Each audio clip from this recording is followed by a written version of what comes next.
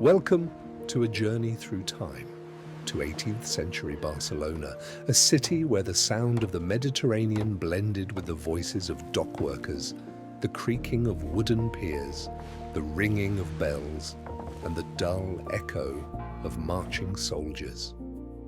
Thanks to modern artificial intelligence technologies, we can now bring old engravings and paintings to life, transforming them into photorealistic scenes and seeing Barcelona as its residents knew it in the 18th century, without a romantic filter, but with a sense of genuine presence. Let's step into this era and begin our walk. In the early 1700s, Barcelona was one of the most important ports of the Western Mediterranean and home to around 40,000 people living within dense city walls between the sea and the surrounding hills. It was a city of merchants, sailors, craftsmen, and soldiers, a city that still remembered its former autonomy and was already beginning to adapt to the new reality of centralized power. Our journey begins where Barcelona met the sea.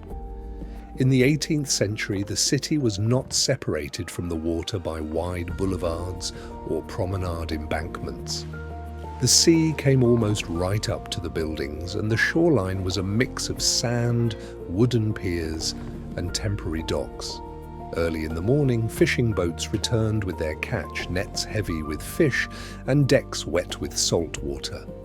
Nearby stood merchant ships arriving from Marseille, Genoa, Naples, and other Mediterranean ports loaded with barrels of wine, olive oil, textiles, and wool.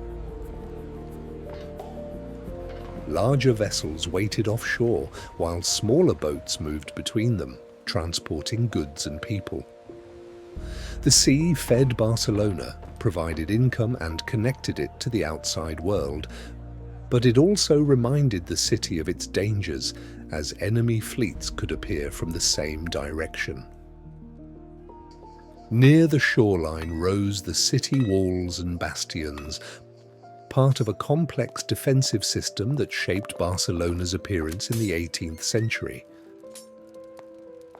The city was trapped between the sea and its fortifications, and any expansion required enormous effort. After the dramatic events of the early century, especially following the siege of 1714, defense became not only protection from external threats, but also a tool of control. The most powerful symbol of this was the Citadel, a massive fortress built by order of King Philip V. Hundreds of houses in the La Ribera district were demolished for its construction, forcing thousands of residents to leave their homes. For many Barcelonans, the Citadel became a painful reminder of lost freedoms. From its bastions, soldiers could observe the city streets, and its cannons were aimed not so much toward the sea as inward at Barcelona itself. Leaving the fortifications behind, we moved deeper into the old city, into the dense, tangled world of the narrow streets of La Ribera. In the 18th century, this was one of Barcelona's most vibrant districts, where everyday life was in constant motion. Craftsmen and laborers lived here, with workshops located directly on the ground floors of their homes. In these cramped spaces, fabrics were woven, leather was processed, iron was forged, and tools were repaired.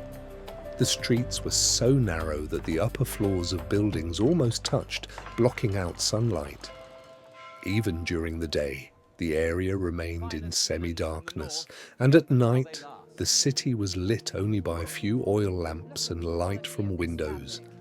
The smells were sharp and heavy. Smoke from hearths, damp stone, waste poured directly onto the streets. Yet, it was under these conditions that the city's economic wealth was created through the labor of people whose names rarely appeared in chronicles. Moving further on, we reached the church of Santa Maria del Mar, a majestic Gothic temple that in the 18th century remained the spiritual center of the coastal districts. Built in the 14th century with funds from merchants and sailors, it was seen as a church of ordinary townspeople rather than royal authority. Inside, its tall stone columns created a sense of stability and calm, something deeply needed in a city that had endured political upheaval. Here people prayed before long voyages, asked for protection from storms, and gave thanks for safe returns. In this space, the lives of those closely tied to the sea and trade intersected. From the church, our path leads to the Bourne district, one of the few relatively open spaces within the city walls. In the 18th century, this square served as a site for markets, public gatherings and official announcements. Grain, meat and wine were traded here, and royal decrees and news from Madrid were read aloud. On ordinary days, the square was noisy and chaotic, filled with carts, animals and people from all walks of life. After 1714, such spaces took on new significance, becoming stages for life under the new administration. Old Catalan traditions gradually gave way to centralized governance, a shift that was felt even in how city squares were used.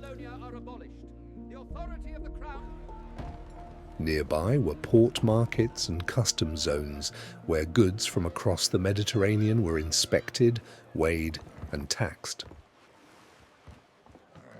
Barcelona in the 18th century was not Europe's wealthiest city, but it remained an important trade hub through which significant flows of goods passed.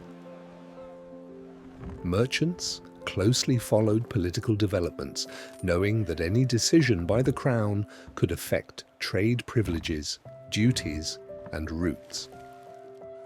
The city's economic life was tightly intertwined with politics, creating constant tension between local elites and central authority. Gradually, the dense construction of the old city began to thin, and we approached the outskirts of 18th century Barcelona. Here, houses gave way to gardens, vineyards, and military installations.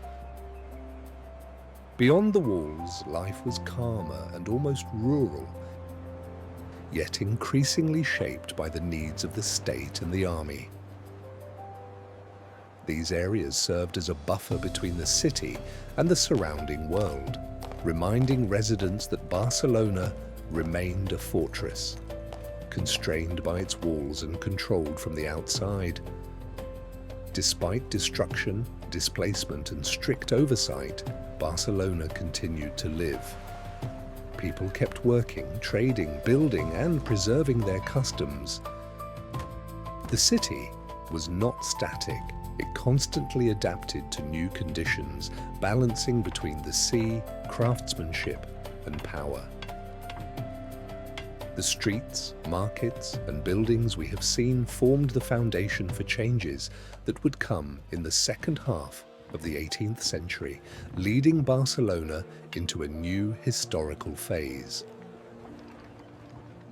As we continue our walk through 18th century Barcelona, we dive deeper into the everyday life of the city, a life rarely depicted in ceremonial engravings, yet one that defined the rhythm of existence for tens of thousands of people. Behind the stone facades lay cramped inner courtyards where sunlight barely reached. Laundry was dried here, water barrels were stored, bird cages hung, and household tools were kept.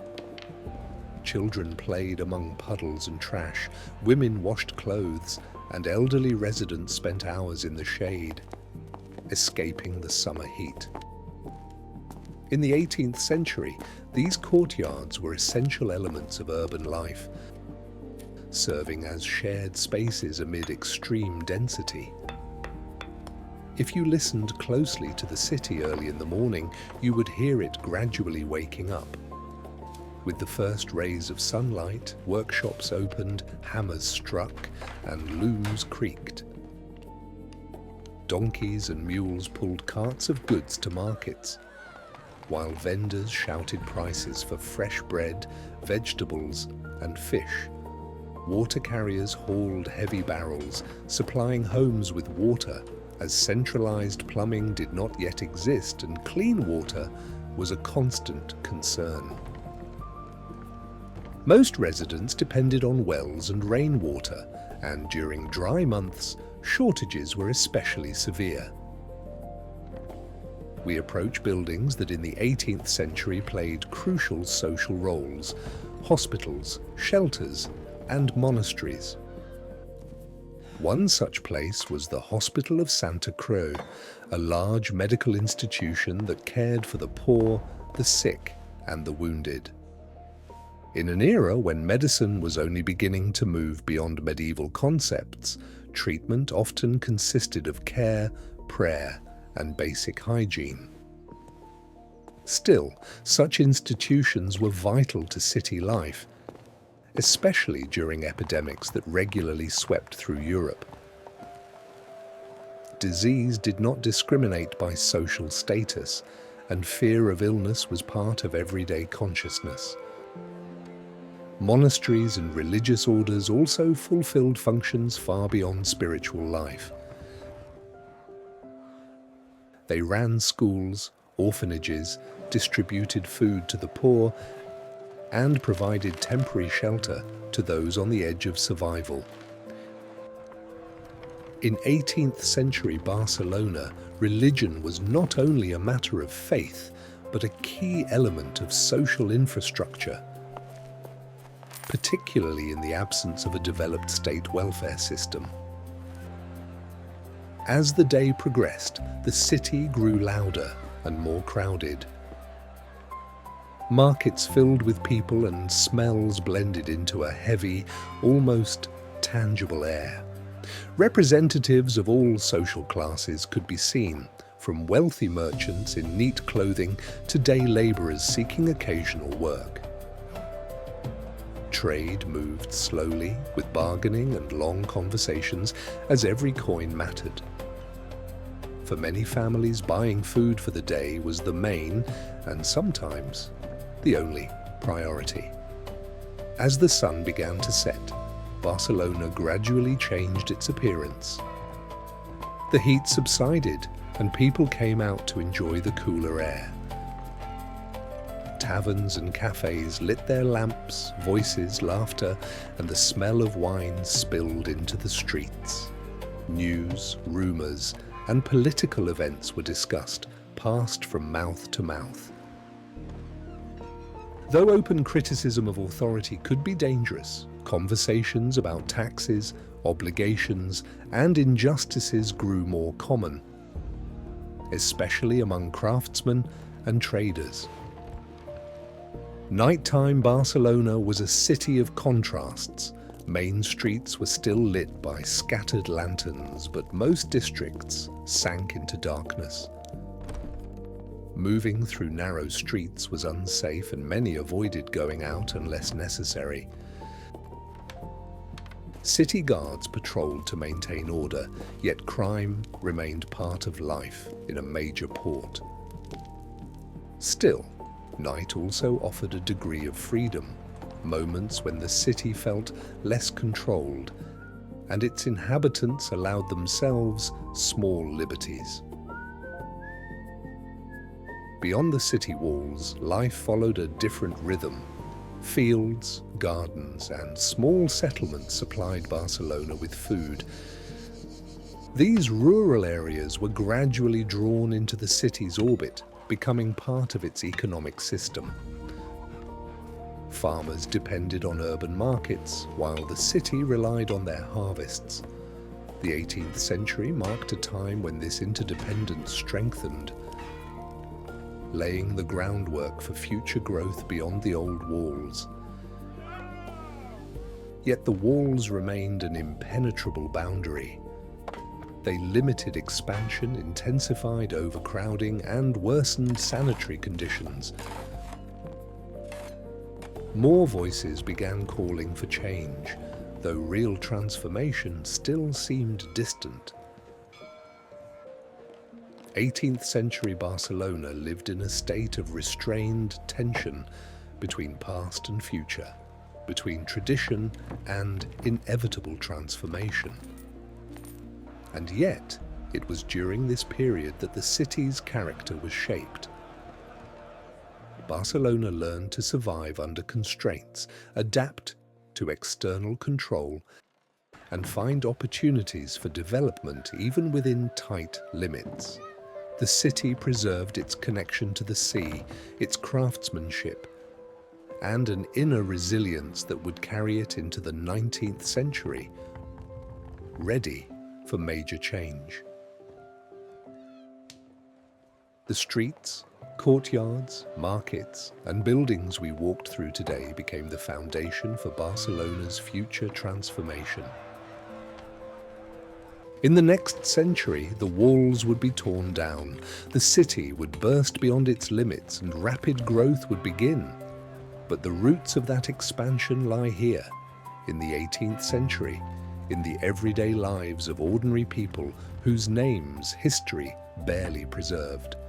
This was our journey through 18th century Barcelona, a city living between sea, craft, and power, a city of constraints and quiet forward motion.